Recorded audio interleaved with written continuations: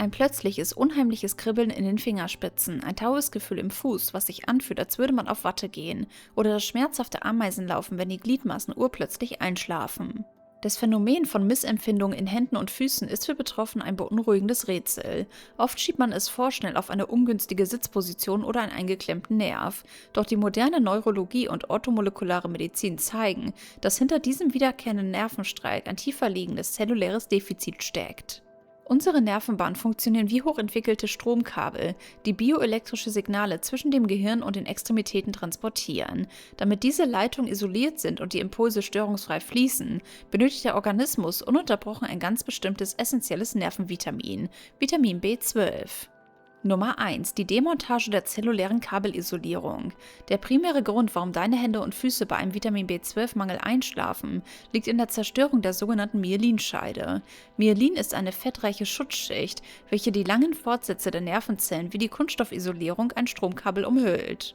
Vitamin B12 ist der unentbehrliche Hauptakteur bei der Synthese dieser Schicht, da es als Kofaktor für die Bildung struktureller Lipide benötigt wird.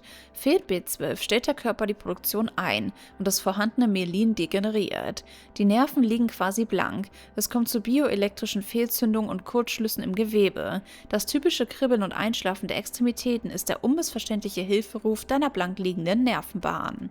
Nummer 2. Der schleichende Einbruch des Rückenmarks. Schreitet der Vitamin B12-Mangel ungebremst voran, dehnt sich die Zerstörung von den feinen peripheren Nerven in den Händen und Füßen auf das zentrale Nervensystem aus. In der Neurologie sprechen wir dann von der gefürchteten funikulären Myelose. Hierbei degenerieren die Hinterstränge des Rückenmarks, welche für die Tiefensensibilität zuständig sind. Das Gehirn verliert die präzise Rückmeldung darüber, in welcher Position sich Füße und Hände befinden. Das anfängliche Einschlafen der Gliedmaßen wandelt sich in eine chronische Taubheit, Gangunsicherheit und Koordinationsstörung um, weil die neuronale Datenautobahn im Rückenmark durch den Nährstoffmangel blockiert ist. Nummer 3. Toxische Gefäßverengung an den Nervenenden. Nervenbahnen sind keine isolierten Systeme, sondern auf eine mikroskopisch feine Blutversorgung angewiesen, um mit Sauerstoff versorgt zu werden. Vitamin B12 hat im Zellstoffwechsel die vitale Aufgabe, die toxische Aminosäure Homocystein in die harmlose Aminosäure Methionin umzuwandeln. Herrscht ein B12-Defizit, schnellt der Homozysteinspiegel im Blut explosionsartig nach oben. Dieses Toxin greift die innerste Schicht der Feinkapillaren an, die deine Nervenenden versorgen. Es kommt zu Gefäßverengungen und Mikrozirkulationsstörungen.